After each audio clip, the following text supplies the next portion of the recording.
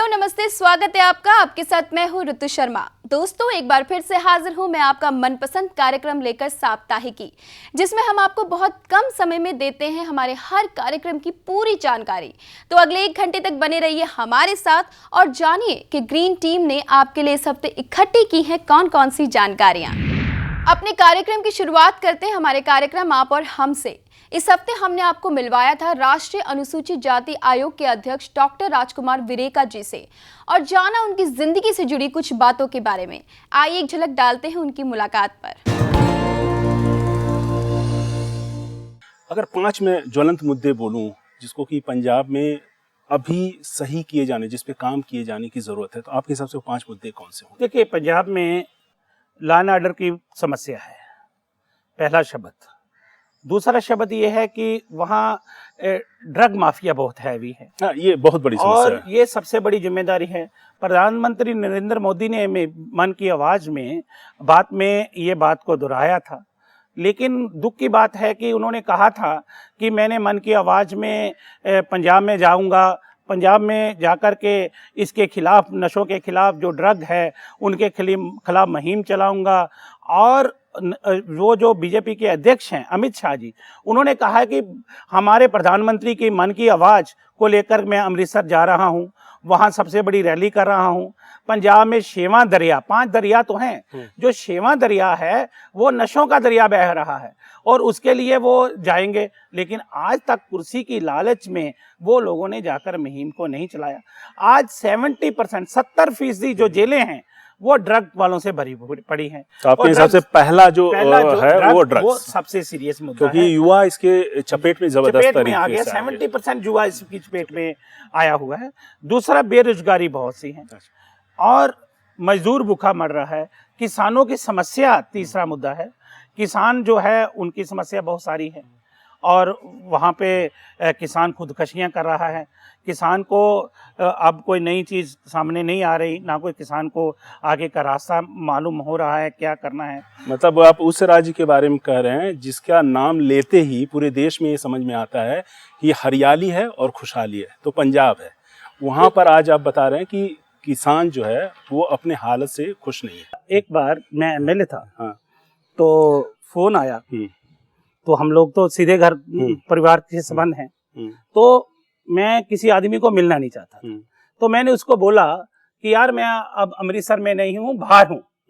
तो मेरी मदर ने कहा कि काका तू झूठ क्यों बोलता है, तू तो इधर ही है और कह रहा है कि इधर नहीं। राजनीति में ये सब सीखने के लिए मिलता है और ये मिलता है सब कुछ।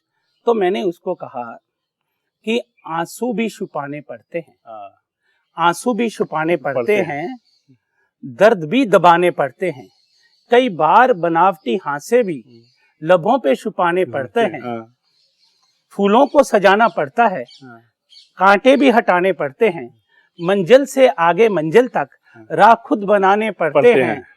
ऐसे ना खफा तू हुआ कर, ऐसे ना खफा तू हुआ कर, जीवन में तरक्की करने को कई सच छुपाने पड़ते हैं, कई झूठ हटाने पड़ते हैं। ये दर्द है राजनीति का, दर्द है राजनीति का। राजकुमार जी, अभी एक प्रोग्राम हुआ था, मिस्टर अमिताभ बच्चन हमारे सुपरस्टार वहाँ पे थे, उसमें आपने एक काफ पाठ किया था। मैं अपने दर्शकों को सुनवाना चाहूँगा, अगर आप सुनाना चाहें तो। देखिए, वो कहते हैं कि बुजुर्गों का एहतराम करना चाहिए। और अमिताभ बच्चन का तो बागवान है वो। मैंने कहा कि छोटी सी सराही, गिलास, बाल्टी और शाबा था, अलानी सी चारपाई पे पड़ा एक 80 साला बाबा था। पानी गिलास में पानी मैं डाल लिया, पा लिया, पकड़ के गिलास बाबे मुंह से लगा लिया। उसने कहा, पहचाना नहीं शेरा, कौन सा तू पाई होए, कहाँ है गाँव, केड़े घर का तू गहराई होए। मैंने कहा, बुजुर्गो, मैं आपके गांव का एक मास्टर सरकारी हाँ, लगाई मेरी ड्यूटी, मैं करता मर्दम शुमारी हाँ। मैं तुम्हारा सारा घर बार लिखना, कितने हो मेंबर सारा परिवार लिखना। सुन के तो मध्यम आंखों में आंसू आ गया, जाता हुआ आंसू बाबे को रुआ गया। हौसला सा कर फिर बाबा बोलिया, जिंदगी का उसने फिर राज खोलिया। 4 पुत 5 पोते, बड़ा परिवार था, किसी विले शेरा मैं नत्था सिंह सरदार था। मिट्टी से मिट्टी हो करियां कमाइयां होए, पैरों में देख शेरा मेरे पैयां बयाइयां होए, कम कर कर हाथों की मिट्टियां लकीरां होए, पोत पोतों के लिए बना दी जगीरों होए। चलिए आगे बढ़ते हैं और अब बात करते हैं अपने अगले कार्यक्रम बुनियाद है मजबूत की। इस कार्यक्रम में हम आपको उन तमाम संस्थानों से रूबरू करवाते हैं जो देश में कृषि, पशुपालन और पर्यावरण के क्षेत्र में निरंतर काम कर रहे हैं। पिछले हफ्ते हमारी टीम ने जायजा लिया था बरेली में स्थित केंद्रीय पक्षी अनुसंधान संस्थान का। ये संस्थान कुक्कुट पालन की अलग अलग प्रजातियों पर काम कर रहा है और इस हफ्ते हम आपको लेकर गए थे संस्थान के अनुसंधान फार्म में, जहां पर अलग अलग प्रकार के कुक्कुट नस्लों को रखा जाता है।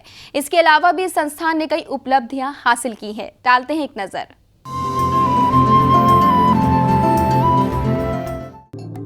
संस्थान कुक्कुट पालन में उत्तम नस्लों को लगातार इजाद करता आया है। संस्थान के देसी मुर्गियों के फार्म में करीब 8 प्रकार की नस्लें मौजूद हैं, जिसमें असील और कड़कनाथ प्रमुख हैं। देसी मुर्गियों को उनके गुणों के लिए जाना जाता है। सबसे पहले है उनकी रोग प्रतिरोधक क्षमता। यही कारण है कि उनको बीमारियां कम लगती हैं। हमारे यहाँ जो भी देसी नस्ल की मुर्गियां हैं उसमें से कुछ हैं अंकलेश्वर, हमारे पास कड़कनाथ हैं, हमारे पास असील बर्ड हैं, हमारे पास निकोबारी बर्ड है, हमारे पास सिल्की बर्ड हैं और हमारे पास कुछ उसके क्रॉस हैं जैसे कैरी निर्भीक और कैरी श्यामा। कड़कनाथ जो काले रंग का होता है वो अपने काले मीट के लिए जाना जाता है। काला मीट उसमें मेलानिन एक तत्व है, उसके चलते होता है और ये माना जाता है कि काला रंग हमारे शरीर को कैंसर रोग से बचाता है और इसीलिए झाबुआ मध्य प्रदेश डिस्ट्रिक्ट में वहाँ के लोग कहते हैं कि कैंसर के लिए बड़ी ही उपयोगी मुर्गी है। और एक कड़कनाथ मीट के अलावा साल में 100 से 120 अंडे दे देती है। संस्थान के अंतर्गत लेयर फार्म भी मौजूद है। यहाँ पर टर्की रिसर्च यूनिट भी मौजूद है। यहाँ पर अलग अलग नस्लों की टर्की रखी गई हैं। डाइवर्सिफाइड पोल्ट्री में जो टर्की जाति है ये प्रमुख है। टर्की का रहन सहन, इसका मैनेजमेंट बिल्कुल वैसा ही है जैसा कि ब्रॉयलर में होता है। टर्की जो है एक उभरता हुआ डाइवर्सिफाइड पोल्ट्री स्पीसीज़ है। पोल्ट्री में बहुत सारे स्पीसीज़ आते हैं जैसे मुर्गी है, बतख है, गिनी फाउल है और बटेर है और और इसमें टर्की प्रमुख है। इसका प्रमुख कारण ये है कि ये एक हेल्दी नॉन वेज फूड है। टर्की एक व्हाइट मीट है जिसमें कम कोलेस्ट्रॉल और चर्बी होती है, जो कि हमारे स्वास्थ्य के लिए बेहद फायदेमंद है।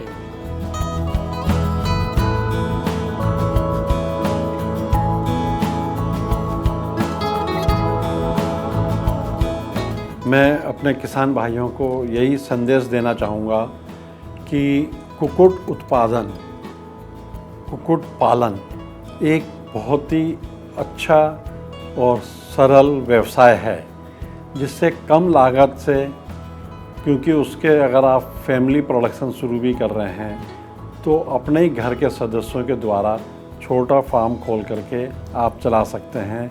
अगर आप कुछ चीज़ों का ध्यान रखेंगे तो आपको कभी दिक्कत नहीं आएगी उसमें, चाहे वो बीमारी की हो या उससे भोजन संबंधित हो। दोस्तों अभी वक्त तो चला एक छोटे से ब्रेक का, लेकिन आप कहीं जाइएगा नहीं, क्योंकि हफ्ते भर की जानकारियों को एक साथ देखने का ये सुनहरा मौका आपको बार बार नहीं मिलेगा। तो बने रहिए हमारे साथ, मिलते हैं इस छोटे से विराम के बाद। ब्रेक के बाद आप सभी का स्वागत है। अब बात करते हैं हमारे अगले कार्यक्रम बातें खेती की, जिसमें हम आपको खेती से जुड़ी हर जानकारी देते हैं। जामुन नाम सुनते ही मुंह में आई एम श्योर पानी आ ही गया होगा और हर किसी ने जामुन का स्वाद भी चखा होगा। इस हफ्ते हमने अपने कार्यक्रम में आपको जामुन की खेती से जुड़ी बातों से रूबरू करवाया था और साथ ही इसकी मार्केटिंग से जुड़ी बातों से भी आपको अवगत करवाया था और साथ ही आपको लेकर चलेंगे अपने कृषि विशेषज्ञ के पास, जिन्होंने दिए हमारे किसान दोस्तों के कुछ सवालों के जवाब। जामुन को अपने यहाँ मुख्य फलों में नहीं गिना जाता है। हाँ। लेकिन यदि हम आयुर्वेदिक की चरक संहिता की पुस्तक उठा करके देखते हैं तो ये मालूम होता है कि फलों में ये सबसे ज़्यादा उपयोगी फल है। और इसके लिए जो है हमारे भारतवर्ष में सबसे ज़्यादा जो है दक्षिणी भारत और वेस्ट बंगाल में जो है इसको उगाते हैं और इसकी वहाँ पर जो है बहुत अच्छी तरीके से खेती की जाती है। देखिए, जामुन के बारे में जैसे कहा जाता है कि एक बहुत ही औषधीय गुण वाला फल है, और जब किसी भी चीज़ में जिसमें गुण अच्छे होते हैं तो कस्टमर किसी भी रूप में लेने को तैयार होता है, चाहे हम उसको ऐसा फल के रूप में बेचें। अगर हम फल के रूप में नहीं बेच पा रहे हैं, बहुत ज़्यादा प्रोडक्शन है, आप उसके बाकी प्रोडक्ट्स बना सकते हैं, जैसे आप ग्रेप्स के बनाते हैं, अंगूर के बनाते हैं, आप उसका जूस बना सकते हैं, आप उसका जैम बना सकते हैं, आप उसके बाकी प्रोडक्ट्स बना सकते हैं। तो डिपेंड करता है कि हमारी क्रिएटिविटी कितनी है उसमें। और सबसे अच्छी बात यह है क्योंकि इस प्रोडक्ट की अपनी खासियत बहुत है, तो इसीलिए आप किसी भी रूप में इसको कंज्यूमर को देना चाहेंगे, कंज्यूमर इसको एक्सेप्ट करेगा। लेकिन सबसे बड़ी बात यह है कि प्रोडक्ट सेफ हो, मतलब किसी भी तरह का उसमें कोई नुकसानदायक केमिकल आप ना डालें, प्रिजर्वेटिव्स ना डालें जहाँ तक कोशिश हो, और प्रोडक्ट को टेस्टी बनाएं। आप उसका कुछ भी बनाएं और कहें कि टेस्टी नहीं है लेकिन गुणवत्ता है, तो लोग नहीं खरीदेंगे। टेस्ट फूड में होना बहुत ज़रूरी है।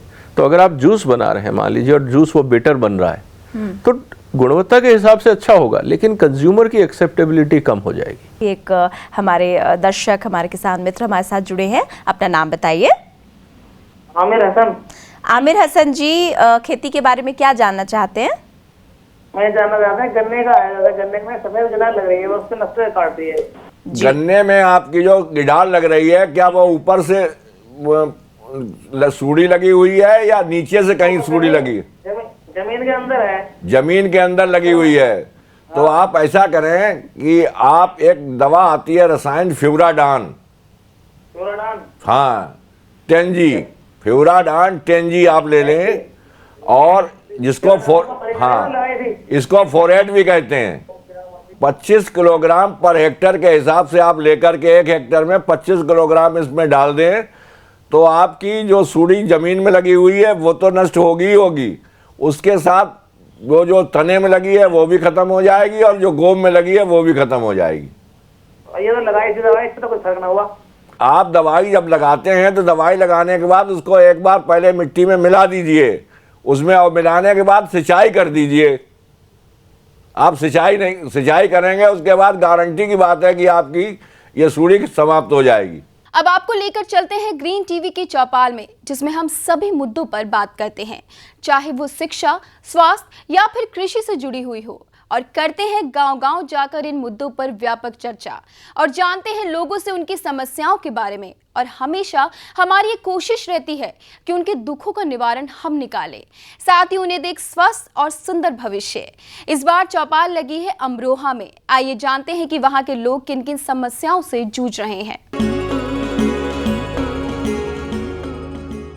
महेश्वरा का मुख्य बाजार यही लगता है? मुख्य बाजार है ये, सप्ताह में लगता है, सोमवार के दिन। सप्ताह में लगता है? प्रत्येक मतलब आज के दिन लगा है? हाँ जी। अब पूरे हफ्ते नहीं लगेगा? पूरे हफ्ते नहीं लगेगा। और वैसे अगर मुख्य बाजार की बात करें इस गांव में तो कौन सा है बाजार? यही है। यही है? हाँ जी। तो अगर मेन मार्केट यही है महेश्वरा। तो हफ्ते भर का सामान आप लोग खरीद लेते हैं? हाँ जी। हाँ? हाँ जी। तो आप ये देख लीजिए, पकवान बन रहे हैं यहाँ पे बाजार लगता है ये। हाँ जी। और तकरीबन हर व्यक्ति जो गांव का है जी, वो जो उसका जो स्रोत है इनकम का, जो आय का, वो ये जो मंगलवार को यानी कि आज के सोमवार को जो ये बाजार लगता है, इसी से आय होती है उनकी। जी, कुछ ही इसी से करते हैं, कुछ खेती बाड़ी करते हैं अपनी। तो अच्छा, ये जो बाजार है, जैसा कि आपने कहा आप एक किसान है, तो ये जो सोमवार को बाजार लगता है, आप भी सब्जियां वगैरह अपना अनाज लेके आते हैं बाजार में? अनाज नहीं लेते, पैसों से खरीदते हैं, खरीदना पड़ता है यहाँ पर। यहाँ से अस्पताल कितनी दूर होगा? अस्पताल लगभग 400-500 मीटर है। इधर से रास्ता पड़ेगा? पीछे से चले जाते हैं और इस साइड घूम के चले जाते हैं। इस साइड से घूम के जा सकते हैं अस्पताल? आप लेके चलेंगे हमें अस्पताल? पीछे से लेके चलेंगे ना। मैं कम से कम यहाँ 4 बार आ चुका हूँ, लौट चुका हूँ। मैंने कई बार पर्चा बनवाया, डॉक्टर साहब मेरे को दवाई चाहिए, मेरी कमर में दर्द है, बाकी यहाँ दवाई नहीं मिली। और पैसे दो तो मिल जाती है, बाकी वैसा दवाई नहीं मिलती है। और पर्ची कितने की कटती है आप लोगों की? पर्ची 1 रुपये की कटती है। और ये डॉक्टर लोग जो हैं मतलब मेडिकल पर वो बेच देते हैं, 2 अच्छी दवाई हैं मगर बेच देते हैं बाहर। तो महेश्वरा गांव का ये रेलवे स्टेशन एक अच्छी चीज़, यहाँ से अगर किसी को जाना हो दूसरे शहर तो उसके लिए ये एक अच्छी चीज़ है। यहाँ पर गांव में स्टेशन है। तकरीबन आपसे जानना चाहूँगा कि तकरीबन कितनी गाड़ियाँ आ जाती हैं यहाँ पे? यहाँ पे वैसे ट्रेन तो काफ़ी गुजरती हैं 24 घंटे में, लेकिन जो पैसेंजर ट्रेन है वही यहाँ पर रुक पाती हैं। और वो जो है 5 ट्रेन ही अप साइड से आती हैं, 5 ही डाउन साइड से आती हैं। अच्छा, तो ये रूट कौन सा पड़ता है? ये मुरादाबाद दिल्ली। मुरादाबाद दिल्ली। हाँ जी। लखनऊ। हाँ जी। और यहाँ से अगर आपको दिल्ली जाना हो तो कितने किराए में पहुँच जाएंगे? शायद 25 रुपये का टिकट है दिल्ली का। 25 रुपये का टिकट है पैसेंजर का। 25 रुपये में दिल्ली पहुँच जाते हैं। ये सबसे अच्छी सुविधा है हमारे गाँव में। तो आप लोग संतुष्ट है कि 5 ट्रेनें काफ़ी हैं? नहीं, संतुष्ट तो नहीं है। अभी कम से कम 2 ट्रेनें दोनों साइड से और होनी चाहिए। तो क्योंकि यहाँ पे शिक्षा का साधन जो है, जो इंटर तक तो है, लेकिन इंटर से आगे के लिए बच्चों को शहर जाना पड़ता है। यहाँ पर कुछ लोग हैं गाँव के मेरे साथ। यहाँ पे एक पुरुष है, गाँव के निवासी है। इनसे ज़रा बात कर लेते हैं। आपसे आपका नाम जानना चाहेंगे? मेरा नाम जगवीर सिंह है। हाँ जी, जगवीर सिंह है मेरा। आप क्या करते हैं? मैं प्रैक्टिस करता हूँ। अच्छा, प्रैक्टिस किस चीज़ की? लॉयर है, वकील है, डॉक्टर है? अच्छा, चलिए, क्योंकि आप एक डॉक्टर है तो सबसे पहले ज़रा प्राथमिक उपचार के बारे में बात कर लेते हैं। अगर हम जैसे ही गांव के अंदर घुसे, सबसे पहले हमने स्कूल का जायज़ा लिया, उसके बाद हम अस्पताल गए थे। अस्पताल 2 बजे बंद हो जाता है और प्राइवेट अस्पताल कोई है नहीं इस गाँव में। तो ऐसे में क्या कुछ फर्स्ट स्टेज दे देते हैं। फर्स्ट स्टेज मिल जाती है यहाँ पर। फर्स्ट एड मिल जाती है। तो आपकी अपनी डिस्पेंसरी है यहाँ? डिस्पेंसरी खुद की होती है। तो ऐसे में लोग आपके पास आते हैं उपचार के लिए? आ जाते हैं। अच्छा, आपकी क्वालिफिकेशन क्या है? मैं इंटर हूँ। नहीं, मेडिकल में आपकी क्वालिफिकेशन क्या है? ऐसे जैसे झोला छाप में होते हैं इस तरह की। तो आपने कहीं किसी डॉक्टर के यहाँ जो प्रैक्टिस कर रहे थे उनके यहाँ काम सीखा और फिर आप गांव में आ गए? तो गांव के अच्छा, इनका ये डॉक्टर है, आप लोग जाते हैं इनके पास उपचार कराने? जी हाँ, जाते हैं। जब आवश्यकता पड़ती तब जाते हैं। अच्छा, तो दवाइयाँ वगैरह अच्छी देते हैं? हाँ, बढ़िया देते हैं। ठीक दवाइयाँ देते हैं? हाँ, ठीक दवाई देते हैं। मतलब तजुर्बा हो गया इनको? जी हाँ, काफ़ी तजुर्बा है। पुराने डॉक्टर हैं, अच्छे तजुर्बेकार हैं, अच्छे डॉक्टर क्या इन्होंने प्रैक्टिस किया, अच्छा वो अनुभव लिया। ग्राम प्रधान से कहा है कि आप गांव के रास्ते, दोनों रास्ते बंद हो गए। इधर से जाने वाला रास्ता भी बंद है और उधर वाला भी बंद है। गांव वाले मेन रास्ता है, सफाई कर्मियों के साथ में मिल करके उनसे काम नहीं करने देते, उनको बुलाते हैं 8वें दिन 15वें दिन। ये ग्राम प्रधान की हमारी जिम्मेदारी बनती है। आम आदमी पीछे हट जाता है क्योंकि राजनीति मामला है। जो मौजूद गांव के लोग हैं, जो राजनीति में इंटरेस्ट रखते हैं, वो यूँ नहीं कहते कि हमारे वोट कहीं ना चला जाए अगर किसी को कुछ कह दिया तो। जबरदस्ती गांव में चारों तरफ अतिक्रमण हो रहा है। कभी ग्राम प्रधान ने जाकर के ये नहीं देखा कि नाली पर अगर किसी ने पिलर खड़ा कर दिया या दीवार खड़ी कर दी कि उसमें कितना अहित हुआ। आज जो दशा है, 2 महीने मोस्टली रहे हैं ग्राम प्रधानों के। मैं तो डीएम साहब से भी बोला और अभी मैं लिख करके भी दूंगा कि गांवों की जो अचल संपत्ति है उसकी संरक्षा करने की जिम्मेदारी एडीओ को या ग्राम पंचायत के सेक्रेटरीज को ज़्यादा आगे बढ़ा दिया जाए, क्योंकि वो देखें कि गांव में कहीं अतिक्रमण तो नहीं हो रहा। क्योंकि अब चुनावी माहौल शुरू हो जाएगा, कोई कहने वाला नहीं होगा, 10-10 कैंडिडेट होंगे और वो फिर अपने अपने वोट रखाएंगे और गांव की संपत्ति इधर उधर हो जाए, उन्हें कोई मतलब नहीं रहेगा। एक बार फिर रुकते एक छोटे से ब्रेक के लिए। ब्रेक के बाद हम अपनी डायरी में से आपको देंगे कुछ महत्वपूर्ण जानकारी और साथ ही आपको रूबरू करवाएंगे आपकी सेहत से जुड़ी कुछ रोचक बातों से। ब्रेक के बाद आप सभी का एक बार फिर से स्वागत है हमारे कार्यक्रम साप्ताहिकी में। अब नजर हमारी डायरी पर, यानी बात हमारे कार्यक्रम देश डायरी की, जिसमें हम आपको देश के कृषि, ग्रामीण विकास, स्वास्थ्य और पर्यावरण से जुड़ी तमाम हलचलों से रूबरू करवाते हैं। हमारी कोशिश रहती है कि आपके आसपास की सभी खबरों के साथ आपको अपडेट रखें। आइए जानते हैं इस हफ्ते की इन सुर्खियों में क्या क्या रहा खास। दुनिया भर में चावल उत्पादन में कमी की संभावना बनी हुई है। ऐसे में चावल की कीमतों में बढ़ोतरी दर्ज की जा सकती है। इंटरनेशनल ग्रेन काउंसिल ने साल 2015-16 के लिए दुनिया भर में चावल के उत्पादन अनुमान में कटौती की है, जबकि खपत रिकॉर्ड स्तर तक पहुंचने का अनुमान है। उत्पादन घटने और खपत बढ़ने की वजह से साल 2015-16 के दौरान चावल स्टॉक में भारी गिरावट की संभावना जताई गई है। इंटरनेशनल ग्रेन काउंसिल यानी IGC ने साल 2015-16 के लिए दुनिया भर में चावल के उत्पादन अनुमान में 10 लाख टन की कटौती की है। जून में जारी रिपोर्ट में IGC ने कहा था कि चावल का उत्पादन 48.10 करोड़ टन रह सकता है, लेकिन अब 30 जुलाई को जारी नई रिपोर्ट में कहा गया है कि उत्पादन 48 करोड़ टन तक ही सीमित रहेगा। उत्तराखंड के किसानों के लिए एक अच्छी खबर है। राज्य सरकार ने किसानों के लिए कई पहल की हैं। सरकार ने कैबिनेट की बैठक कर करीब 150 करोड़ रुपए की राशि को मंजूरी दे दी है, जिसमें किसानों की बर्बाद फसल का मुआवजा देने के लिए 100 करोड़ रुपए का इंतजाम किया गया है। वहीं गन्ना भुगतान के लिए 32 करोड़ रुपए की राशि जारी की गई है। इसके तराई बीज निगम के अधिकारी के लिए करीब 10 करोड़ रुपए देने का ऐलान उत्तराखंड सरकार ने किया है। शहर और गांव के बीच विकास का अंतर दूर करने के लिए सरकार ने नई योजना शुरू करने की पहल की है। उत्तर प्रदेश सरकार ने राज्य के मजदूरों के लिए अनोखी पहल की है। अब राज्य के मजदूरों को दोपहर के समय सस्ता भोजन उपलब्ध कराने की व्यवस्था की जाएगी। उत्तर प्रदेश सरकार ने श्रमिकों के हित को ध्यान में रखते हुए मध्याह्न भोजन सहायता योजना शुरू की है। उत्तर प्रदेश भवन एवं श्रम विभाग के पंजीकृत श्रमिकों को ही इस योजना का लाभ मिलेगा। हम आपको बता दें कि उत्तर प्रदेश श्रम विभाग के साथ 19,46,000 श्रमिक पंजीकृत हैं। इस योजना के तहत श्रमिकों को 10 रुपए के निर्धारित मूल्य के भुगतान पर कार्यस्थल के आसपास ही पौष्टिक भोजन मिलेगा। अभी ये योजना पायलट प्रोजेक्ट के रूप में लखनऊ जनपद में लागू किए जाने के लिए प्रस्तावित है। अब देश की पंचायतें और तेजी के साथ साथ आसानी से काम कर सकेंगी। केंद्र सरकार गाँव में पंचायतों के कार्य को सुविधाजनक और आसान बनाने के लिए काम कर रही है। एक नई योजना के तहत पंचायतों को कंप्यूटर, इंटरनेट और आधुनिक IT एप्लीकेशनों के जरिए कार्यकुशल बनाने की सरकार की योजना में अब कॉलेज और विश्वविद्यालयों के छात्र भी सहयोग करेंगे। साथ ही इन्हें ग्राम सभा की बैठकों में शामिल होकर उनकी चर्चाओं में भी भाग लेने को कहा गया है। विश्वविद्यालय अनुदान आयोग ने सभी कुलपतियों को निर्देश भेजकर ई-पंचायत के छात्रों और शिक्षकों की भागीदारी सुनिश्चित करने को कहा है।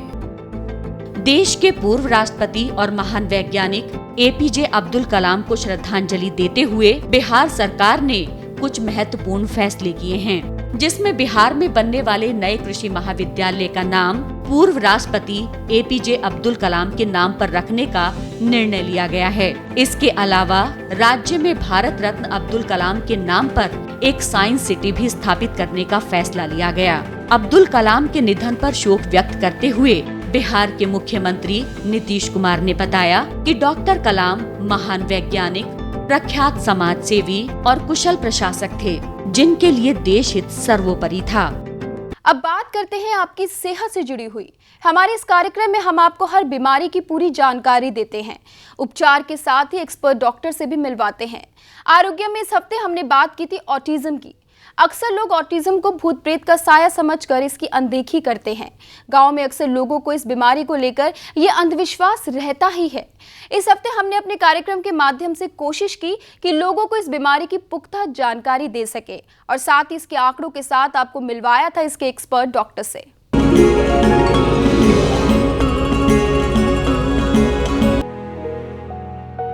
ऑटिज्म को लेकर जागरूकता हमारे देश में काफी कम है।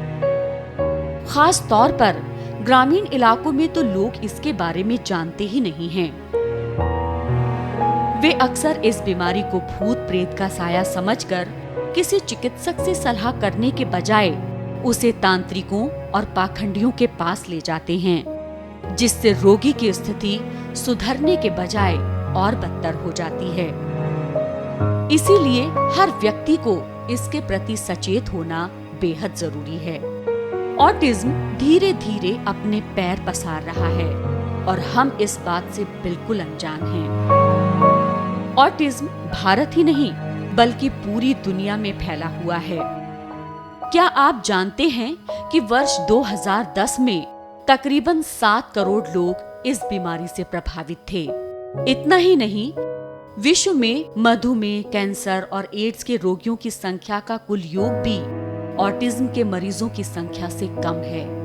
आप ऑटिज्म की संख्या का अंदाजा इस बात से लगा सकते हैं कि विश्व में प्रति 1000 में से 20 लोग इस रोग का शिकार हैं।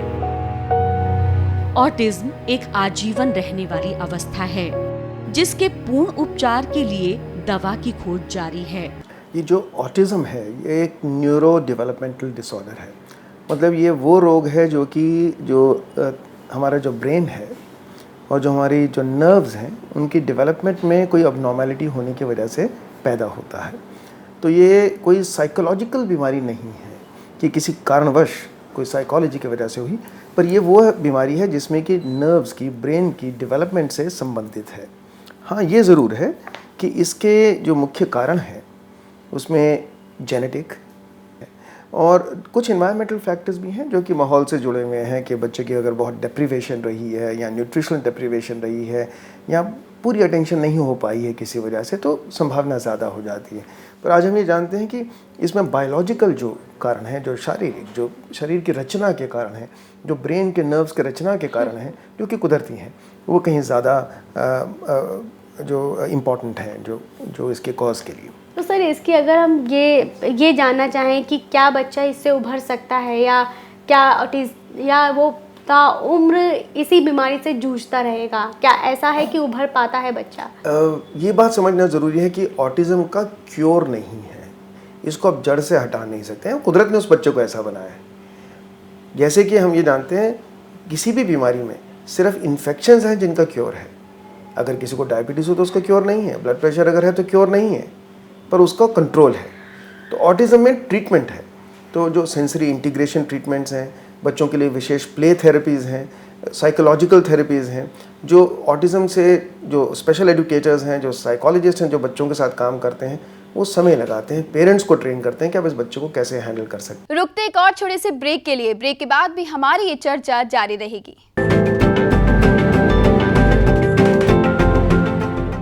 ब्रेक के बाद आपका स्वागत है। अब बात करते हैं मुनाफों से जुड़ी खबर। मुनाफे की में इस हफ्ते हमने बात की थी मेंथा और सरसों की। आइए डालते हैं एक नजर।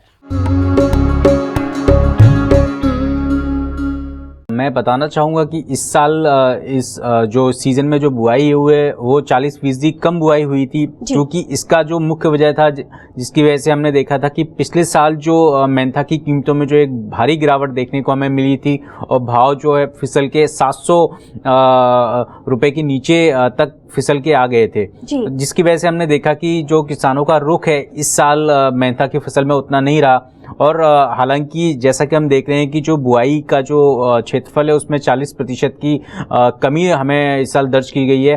और साथ ही साथ आने वाले समय में जो उत्पादन है वो भी मुझे लगता है कि कम होने की उम्मीद जताई जा रही है। और साथ ही साथ जो मेंथा की जो डिमांड है वो भी उतनी अभी नहीं है मौजूदा हालातों में, कि जिससे हम देख रहे हैं कि कीमतों में एक थोड़ा सा हमें नरमी का रुझान वायदा बाज़ारों में हमें देखने को मिल रहा है और भाव 1000 रुपए के नीचे फिसल कर आ चुके हैं। और वित्त वर्ष 2013-14 की अगर हम शुरुआती 9 महीनों की बात करें तो देश से सिर्फ 19,546 टन मेंथा और इसके मेंथा से रिलेटेड उत्पादों का निर्यात हुआ था। लेकिन अगर हम स्पाइस बोर्ड ऑफ इंडिया के जो आंकड़े जो बताते हैं वो उसके मुताबिक अप्रैल 2014 से दिसंबर 2014 के दौरान मिंट और उससे जो रिलेटेड उत्पादों का निर्यात है तकरीबन 21,700 टन हुआ है।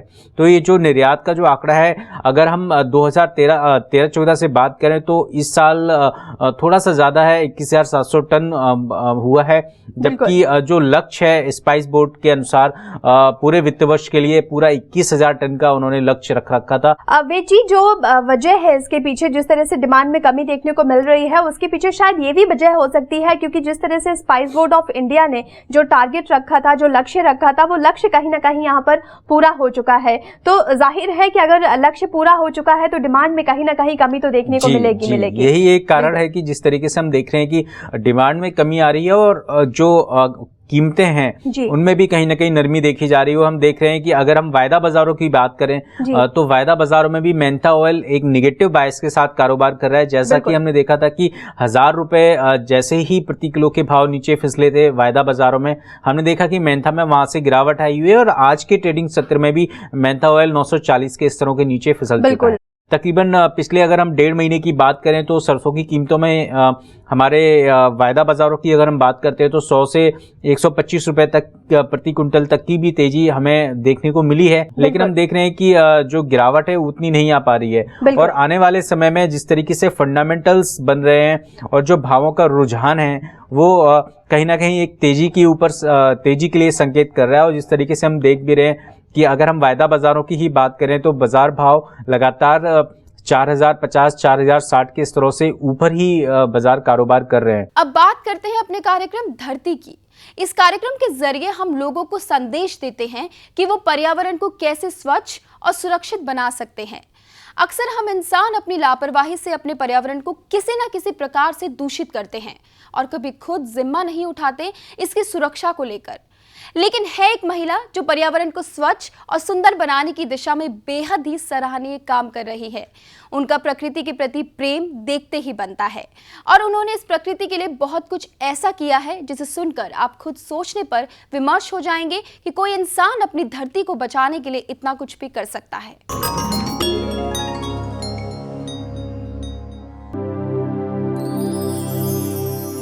देश की राजधानी दिल्ली वैसे तो अपनी बहुत सी चीजों के लिए प्रसिद्ध है, लेकिन हाल ही में हुए एक सर्वे ने इसकी प्रसिद्धि में कुछ कमी की है।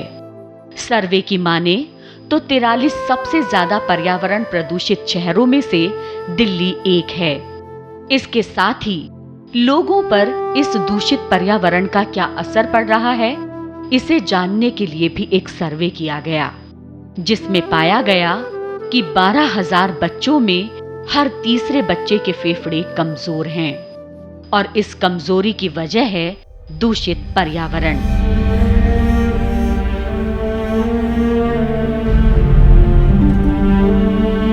अगर आने वाले समय में प्रदूषण में इसी तरह बढ़ोतरी होती रही तो इसमें कोई दो राय नहीं है कि फेफड़े में कमजोरी के साथ साथ दिल के रोग, कैंसर, ब्लड प्रेशर जैसी कई तरह की बीमारियां होना संभव है। इसे रोकने का सिर्फ एक ही तरीका है कि ज्यादा से ज्यादा पेड़ लगाए जाएं। हम सब कभी न कभी इस तरह के विषय पर काफी लंबी चर्चाएं तो जरूर करते हैं, लेकिन समाधान की ओर कभी कदम नहीं बढ़ाते और इल्जाम सरकार पर डाल देते हैं कि ये काम सरकार के हैं। लेकिन हम लोग कहीं न कहीं ये भूल जाते हैं कि ये शहर, ये देश हमारा भी उतना ही है जितना सरकार का, और इसके लिए हमें भी कोई ना कोई कदम जरूर उठाना चाहिए। ऐसी ही सोच रखने वाली एक महिला ने पर्यावरण को स्वच्छ और सुंदर बनाने की दिशा में बेहद सराहनीय काम किया। उनका प्रकृति के लिए प्रेम ठीक वैसा ही है जैसा एक माँ की ममता होती है अपने बच्चे के लिए। आमतौर पर हम जिन चीजों को बेकार समझकर कूड़ेदान में फेंक देते हैं, ये उन्हीं चीजों को एक नया रूप देकर सार्थक बना देती हैं। दिल्ली के ही कालकाजी में रहने वाली 75 वर्ष की इंदिरा डे इन कलाओं में माहिर हैं और आप ये जानकर हैरान होंगे कि वो पौधों को भी रिसाइकल करके इस्तेमाल करती हैं। यहाँ रिसाइकल से ज़्यादा चंपा लगी हुई है। चंपा एक थोड़ा सा कटिंग करो, जितने साइज का कटिंग करो उतने साइज का पेड़ हो जाता है। इसलिए कोई फेंकता है तो उसको लाके लगाते हैं। और कैक्टस भी, बड़े बड़े कैक्टस के टुकड़े लोग फेंकते हैं, उसको भी लाके यहाँ लगाया हुआ है। जिस तरह एक माँ अपने बच्चे का पालन पोषण करती है, ठीक उसी तरह इंदिरा भी इनका ध्यान रखती हैं और इन्हें पूरा पोषण देती हैं। साथ ही किसी भी तरह के केमिकल और फर्टिलाइजर से वो इन पौधों को बचाने की कोशिश भी करती हैं। शुरू में तो खाद डाला था, केमिकल फर्टिलाइजर नहीं यूज किया है। इंदिरा का ये छोटा सा पार्क तरह तरह के पेड़ पौधों से लबरेज है, जिसमें कई तरह के ऐसे पेड़ हैं जो हमारे लिए बेहद फायदेमंद भी हैं। कुछ ऐसे पौधे भी हैं जो औषधि का काम करते हैं। इन्होंने अपने छोटे से पार्क में आम, अंजीर, नींबू और कीनू के पौधे लगा रखे हैं। इसके साथ ही ये एक बेहद खास पौधे के बारे में भी बताती हैं, जिसे ये न्यू एनर्जी डिपार्टमेंट के इंचार्ज से लेकर आई थी। इस पौधे को जट्रोफा के नाम से जाना जाता है और इसे बायोडीजल प्लांट भी कहा जाता है। ये जट्रोफा सीड्स हैं, इनको स्क्वीज करने से तेल निकलता है। जैसे आप कॉटन सीड को स्क्वीज करने से तेल निकलता है, वैसे इसको स्क्वीज करने भी तेल निकलेगा उसको आप डीजल जैसे स्कूटर वगैरह में डाल लें तो आपका स्कूटर चल जाएगा। कौन सी फसल उगाकर आप कमा सकते हैं कम लागत में ढेरों मुनाफा, बताएंगे एक छोटे से ब्रेक के बाद। ब्रेक के बाद एक बार फिर से आप सभी का स्वागत है हमारे कार्यक्रम साप्ताहिकी में। अब बात कर लेते हैं नकदी फसलों की। इस कार्यक्रम में हम जिक्र करते हैं उन फसलों का जिनसे जुड़कर आप कम लागत में कमा सकते हैं ढेरों मुनाफा। इस हफ्ते हमने आपको बताया था गन्ने के बारे में। क्या आप जानते हैं कि गन्ने की खेती में लगभग 50,000 किसान जुड़े हैं और इसकी खेती कर रहे हैं। गन्ने की खेती कर किसान और क्या क्या मुनाफा कमा सकते हैं, आइए डालते हैं एक नजर। सबसे बड़ी बात जो गन्ना की मुख्य फसल है और इसका एरिया जो बढ़ रहा है जी। उसका कारण ये है कि गन्ना अतिवृष्ट, अनावृष्ट, ओलावृष्ट इनको सबको बर्दाश्त करने की क्षमता रखता है। इससे नुकसान ज़्यादा नहीं होता है। अभी आपने देखा हो कि गेहूं की जो फसल थी पूर्णतया बर्बाद हो गई जी। और हाहाकार मच गया कि गेहूं साहब बर्बाद हो गया, लेकिन किसी ने ये नहीं कहा कि साहब गन्ना बर्बाद हो गया। तो प्राकृतिक जो प्रकोप होते हैं ये गन्ना में बर्दाश्त करने की बहुत बड़ी क्षमता होती है। तो एक तो कारण ये है। दूसरे ये है कि जिस समय ये तैयार होता है तो किसान को तुरंत का तुरंत पैसा मिल जाता है और इसमें ज़्यादा जो है परेशानी नहीं होती। दूसरे ये है कि एक तरफ गन्ना जो है वो मिल को सप्लाई करता है, दूसरी तरफ उसका जो अगौला होता है वो जानवरों के चारा के काम में आ जाता है। तो जानवरों का चारा भी चल जाता है और उधर गन्ना जो है हमारा पैसा हमको दे देता है।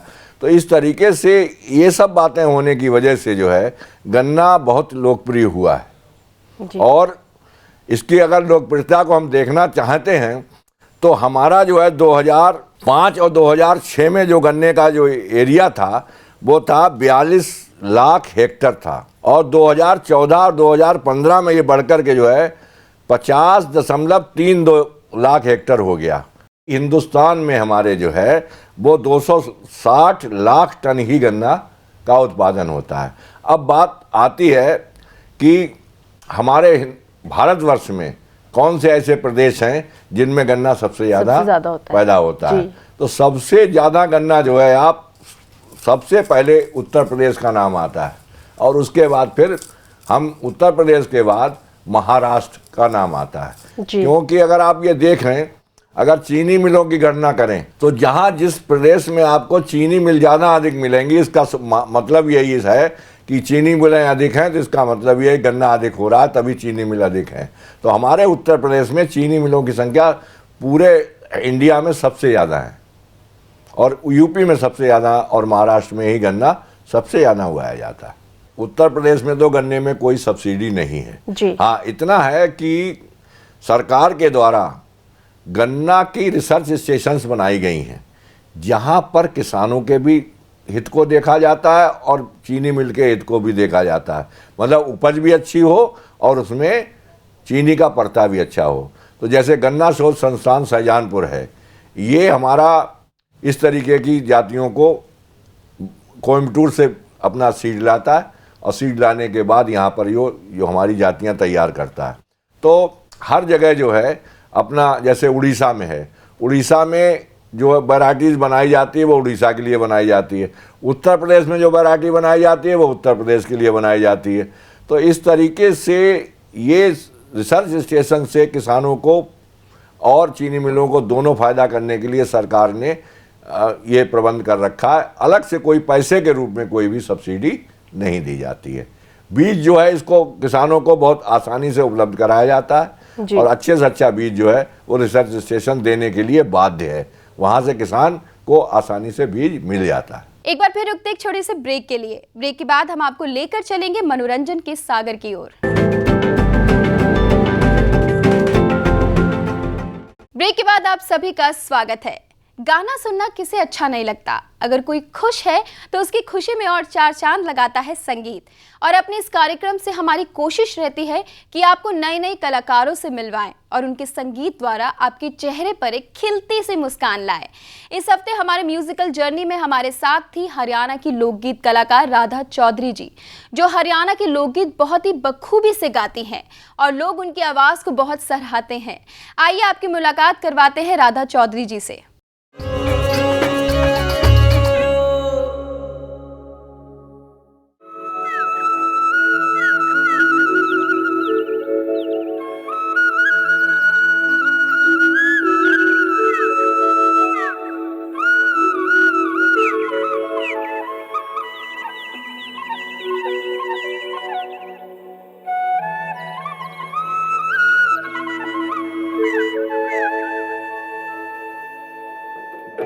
अपनी विविधताओं के लिए मशहूर भारत के हर राज्य की अपनी एक अलग और खूबसूरत कहानी है।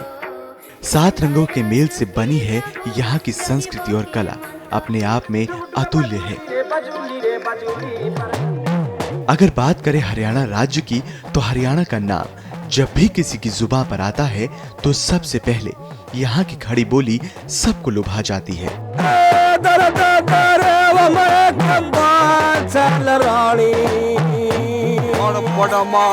चाहे ये भाषा किसी को समझ आए या ना आए, लेकिन इसे बोलने की कोशिश तो हर कोई करता है। लेकिन यहाँ की बोली ही अनोखी नहीं है, बल्कि हरियाणा का खाना और गाना दोनों ही लाजवाब है। दूध, लस्सी, घी यहाँ के खाने में जरूर नजर आते हैं। इस बात का अंदाजा तो इसी से लगाया जा सकता है कि हमारे देश के ज्यादातर पहलवान इसी राज्य से हैं। साथ ही यहाँ का लोकगीत हरियाणा की संस्कृति को बनाए रखने में अहम भूमिका निभाता है। इसके अलावा हरियाणा में मनोरंजन के लिए गाए जाने वाले गीतों में रागनी सबसे अहम है। रागनी हरियाणा का लोकगीत भी है, जिसमें कुछ इस तरह के उपदेश होते हैं जो इंसान को नेक राह पर चलने की प्रेरणा देते हैं। और कुछ इसी तरह के उपदेश युवा कलाकार राधा चौधरी भी अपनी रागनी के जरिए दे रही हैं। इनकी हर रागनी में कोई ना कोई संदेश जरूर छिपा होता है।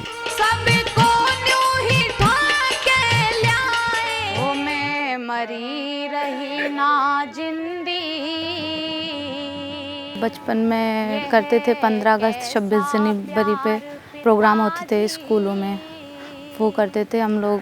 तो वहीं से मेरा मन था हरियाणवी संस्कृति का कुछ गाने का। रागनी हमारा ये हरियाणवी कल्चर है। लोगों को उपदेश देते हैं कि क्योंकि किसी से वैसे मुंह पे बात करो, किसी से कहो बातों से तो वो नहीं मानते, लेकिन जो पहले बड़े थे जिन्होंने ये रागनी शुरू की थी, उसके बाद हम लोगों को उपदेश देते हैं कि ऐसा मत करो रागनी के माध्यम से। प्यारा अधिकार पिताजी मेरा मत छीनो जीने का, प्यारा अधिकार पिताजी।